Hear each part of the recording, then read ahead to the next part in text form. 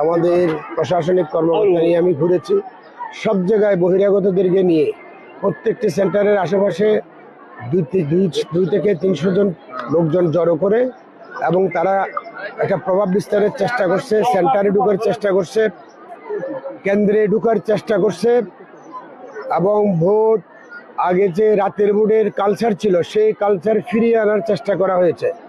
কতটুকু কি হয়েছে আমি জানি না। আমি রাত্রে 3:30 পর্যন্ত মাঠে ছিলাম, কেন্দ্রে কেন্দ্রে ঘুরেছি।